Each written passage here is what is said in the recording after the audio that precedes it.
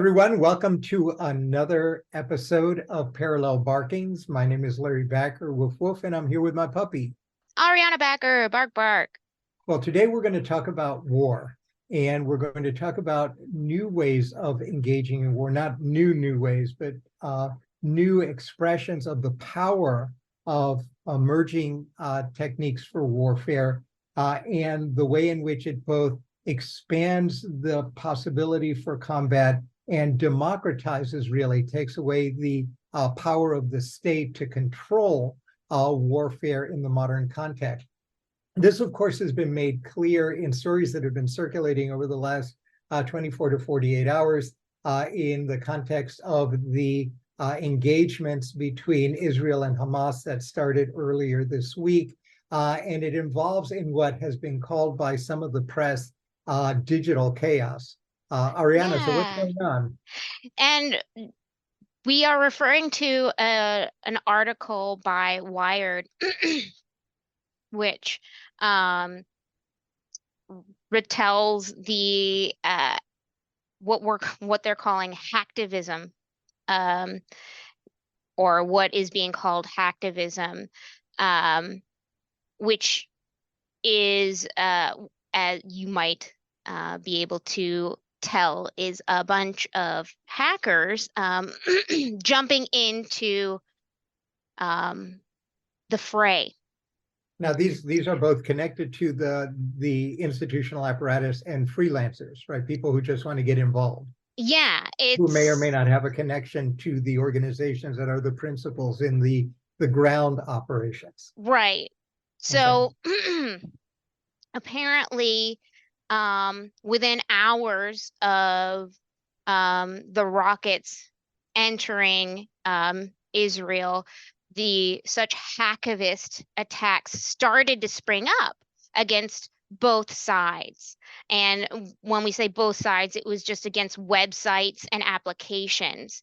And in a very, very short period, um, since the conflict escalated, the hackers targeted dozens of government websites and media outlets and defaced many of them, and DDoS attacks, and Well, attempted to overload the targets with, junk traffic and bringing them down. right. So Uh, who were these? Have they been identified? Do you know what we're talking about? Are they just a bunch of 16-year-olds, or are they connected to others? they're they They could be haven't 14-year-olds today or 12-year-olds. let's see. They're usually subsets of larger groups that um, have they're like pre-existing groups, or of a broader agenda, um, but they But have no direct affiliation with either side. Um, so as they're far as outside of the state, they're outside of any particular established institution. Um, let's see what the Wired article said. right, and some of them, I mean, I've seen what some of them are, and interestingly enough, you've got, as you've suggested, just a bunch of, not a bunch of, but fairly well organized, in other circumstances you call civil society based organizations, which could be a kid in his parents or her parents' basement, to organizations with respect to which there's an arm of operations, and a lot of them have been brought up within and nurtured through the narratives that have been developed by both sides, by all sides in all conflicts. This is just one iteration of what is going to be a general trend, but Right. some And are actually connected to other large state and non-state actors who also like, get yeah, involved. like it was mentioned in the Wired article, it's been most prominently seen between the war in Russia and Ukraine, where it's been very common for ideologically motivated hackers and cyber criminals to um, join into the digital chaos and escalate the conflict by attacking various websites, either governmental systems or other institutions that are directly or indirectly involved. Right, and there have been a number of them that have actually been identified. So a couple of them, Killnet and Anonymous Sudan, have been identified as being tied to Russia. And that's the euphemism that's used. This is a Security Week posting. Both of them are instrumentalities of the Russian apparatus, their formal connection being not clear. Some of them are just groups that whose connection, dotted line or non-dotted line connection, we don't know. Ghosts of Palestine is one. Cyber Avengers with a 3 is another. So there have been a number of groups that have already been identified and have been involved in these things. The interesting thing for this, and as you pointed out, one of the crucial things is that you no longer can look at any of these conflicts as separated or separable from anything else. So these have bled into and probably will bleed back into the hot conflict between Russia and Ukraine. They tend to use, the techniques tend to bleed over, and then their alliances will be determined both by their own particular normative agendas and the people or groups with which they are aligned. The interesting thing about all of these, putting aside, of course, that we understand that all state institutions and large non-state operations that are into this thing have highly developed and sophisticated institutional apparatus for engaging in this front in warfare. But what we're looking at really, and what's most interesting here is what appears to be the small and medium-sized operators. And they become very interesting because it's not clear to what extent or how they will affect this, because it's not clear to what extent one is able to control them. And so when you're looking at these groups, you're looking at groups that are autonomous, with respect to which control is uncertain. We have no idea if and when they flip, they have sides or they don't have sides. And their own agendas may align, but they may not be identical with the agendas of the people into whose conflict they will go in. Some of them are anarchist groups. There would be groups, I can imagine, that are looking for, what is it called? John Manson used this phrase in 1968, helter skelter, to begin to ignite fires to bring on what they really want, which is a much larger global conflagration for a spectrum of different ideological reasons or purposes. And a lot of them may be networked with a number of other agendas, and their coordination may be very different. And then, of course, all of these may be aligned with or touch on the connections between people who are ideologically motivated or people who like to disrupt, but they may also be aligned with a number of other well-established non-state actors that fall outside the usual realm of things. Beyond terrorist organizations, you have criminal organizations, and you have criminal organizations of all types: drugs, human traffickers, people connected to elements that are making a ton of money on suppressed markets all over the world. And so it's all of this, of course, is going to present huge headaches. And the thing that makes this most interesting is that it doesn't take a whole lot of money to open these operations. It takes some skill, but all you need is the ability to go on the internet and a talent for learning this stuff. And you can go to any store and buy enough equipment so that you're a one-person operation. You can't do a tremendous amount of damage usually, but you have a whole bunch of folks, and then folks coming together in these kind of alliances of convenience that may not last very long. And all of a sudden, you've got a significant actor with respect to which the state or non-state actors that are involved in combat operations have no idea how to get a handle on them, or how to use them. Yeah, I mean, I think it's really interesting that we are really fixated on how to protect ourselves against the follies of AI, which I think is really important. But we have yet to really figure out how we are going to steady ourselves for and against ill actors in, the human realm. Hacktivists now that are exploiting bugs in systems that we already have. We're having trouble dealing with that now. Or using systems against themselves Right. by crowding in or out of Yeah, what spamming, it, sending right. spam to users, intercepting data, and, confusing the messages. Right. And also, and I don't think we can emphasize this enough, the anarchic elements of this. Everyone just assumes that you're not going to waste your time and effort to do this because you're doing this in mimicry of elites, that you've got some kind of political, ideological, theocratic, or whatever ideological basis for doing this, and that's your motivation.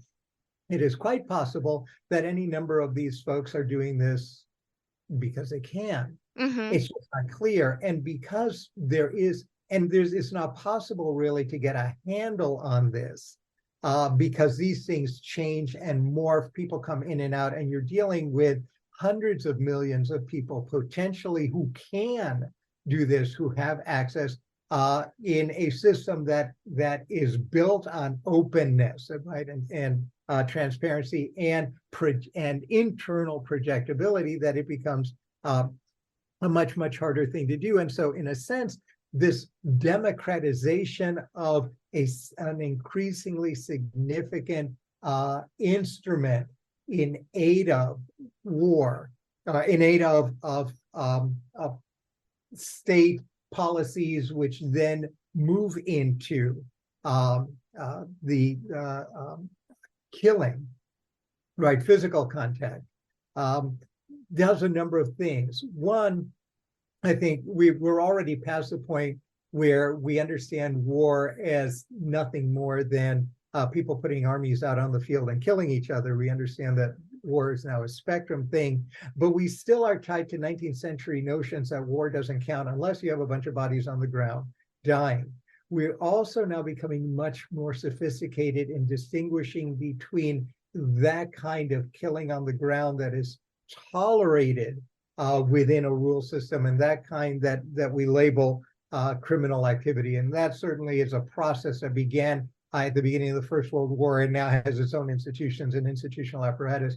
As contentious as it is, it's moving in that direction. But by doing that, we make ourselves blind to the war characteristics of everything up to putting people on the ground and having each other killing each other in a formal and formally defined context. And that's a blind spot for states that I think that is they're paying the price for in not capital letters in Ukraine, but in capital letters, I think, in this context where the percentage of killing per size of population is getting very high. Mm-hmm. And so that poses a tremendous amount of problems in two respects. One, the strategy, and of course that's what everyone focuses on.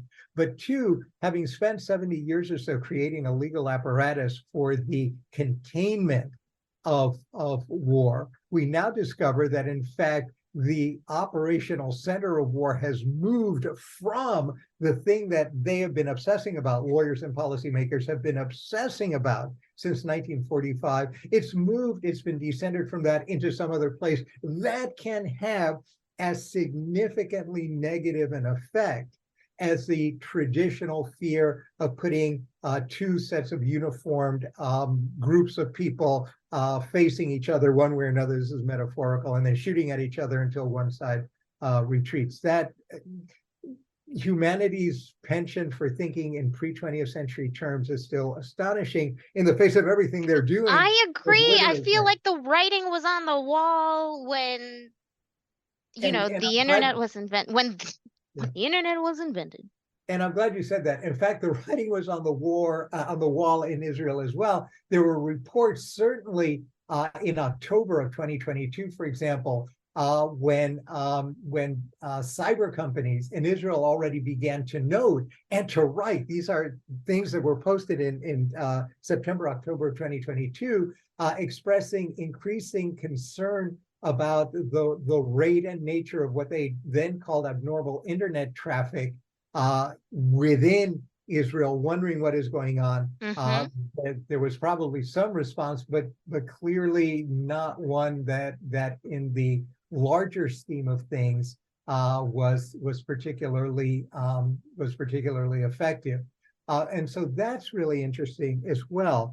The other thing that's interesting, and it may be useful to talk about this as well, we tend to essentialize. When we talk about hackers, you think about a 12-year-old or a 15-year-old, or you think of groups of people who are either cyberpunk or who are the cadres of some other organization that they mindlessly follow and then they become the instruments of, and that they're all used instrumentally, or they're used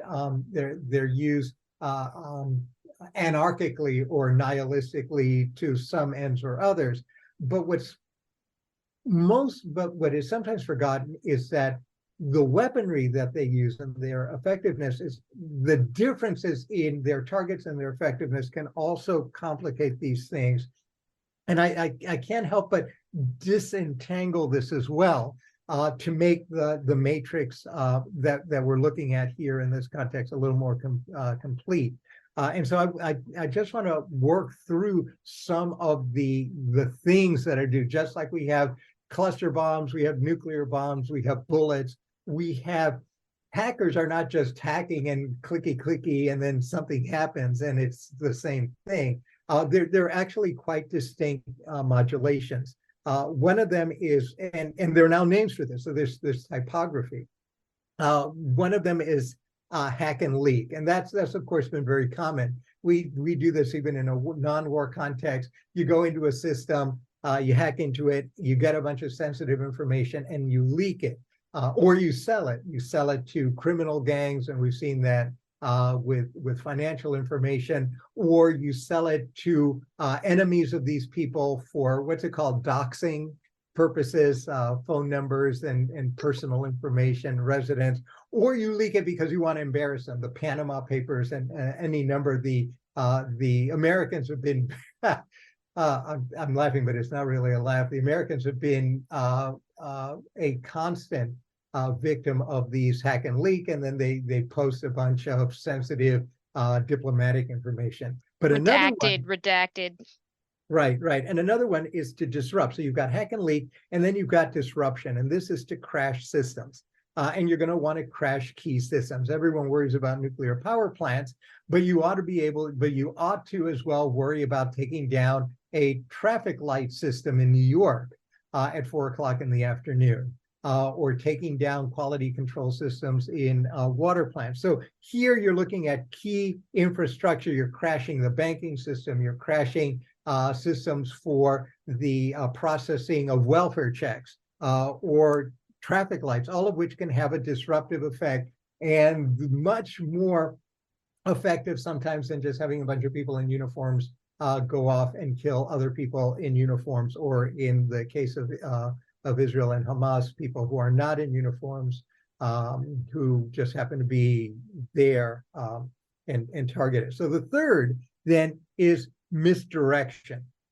And misdirection takes two forms. One is the usual disinformation, misinformation, malinformation that is meant to confuse and at least to slow down critical responsive processes. and that will weaken the ability of the target to respond. But it has another variant, and that's to overwhelm platforms. And so misdirection can be used by hijacking a platform's perspective and its narrative can either slow or stop it down so it bleeds into disruption. The third, and this is where everyone thinks that the 10 and 12-year-olds are, is defacement. This is online vandalism. And the usual, you've got someone going into the website of the Israeli government and placing up a Palestinian from the mountains to the sea, whatever it is, the genocide of the Jewish people slogan thing, or they put up a laughing head or something, that kind of defacement that is meant to suggest that, in fact, when and if they want, they could cause more damage, and it mocks the opponent. But defacement is an effective propaganda tool as well. And then you've got social media projections, of course, which are critical, shaping information landscapes. We've talked about phishing, and my personal favorite, bots, right? Because there's no point in doing this yourself. We've become, to some extent, a culture, a cyber culture, in which actually doing menial labor is viewed somewhat, disparagingly. So what you'd rather do, if you're going to do this stuff, you're going to employ bots, and you're going to employ lots of bots. And bots have become, to some extent, the new soldiers. And if you're very clever and you're very good at doing this, they can actually do all of this stuff for you. And to some extent, indeed, they have. And so when you look at all of this, you're looking at this combo. So what it is that these folks do and who these folks are. And the third, because it's a three-dimensional thing, to what extent are you able to control them at all? Or well, no, I think there's a fourth, and who they're targeting. And who they're targeting. That's right. And who they're targeting. And who can deploy more people targeting the other, right? And now you've got yourself essentially the essence of the virtual front in wars that the law obsesses, and the humanitarian law, the laws of war, obsess about the physical war, the physical aspects of warfare, allowing in their obsession the ability to have this front in warfare now metastasize in an uncontrollable way. And normally you'd say, well, we don't care, except that this is the front that facilitates and makes complicit those who are involved in all kinds of damage, all kinds of injury, which can in some ways be far more long-lasting than shooting other troops, and then can cause as much physical damage or more to a greater number of people, usually all non-combatants, than the traditional war. There's no control here, and that brings me to my last point, and then I'm going to bark here, and we'll come back to this. This is Ukraine and the war in the Ukraine and the war in Israel is not over, and we'll be back. But it brings up another interesting point that probably is worth talking about. War in a context in which cyber warfare is intimately connected to traditional physical war, and everyone is at risk of being injured as a combatant. Have we now moved beyond what we've been working on for hundreds of years, the notion that you can separate combatants from non-combatants, and have we all, willingly or not, now become combatants in whatever war? I think you've already answered we've answered the question throughout this entire podcast. We've already, civilians are no such thing. Part of it. Right. There is no line. There is no line to cross. And if in fact there are no civilians, now we've got ourselves a very, very, very different problem, and one that, of course, applying 19th century legal models and 19th century normative models are not going to get us anywhere at all. And as a consequence of this stubborn unwillingness to face this problem, this will come and bite us sooner or later in ways that are going to hurt a lot. Woof, woof. I guess you could just pretend that you're computer illiterate. Bark, bark. Until next time, thank you, folks. Thanks, everyone. We'll catch you next time.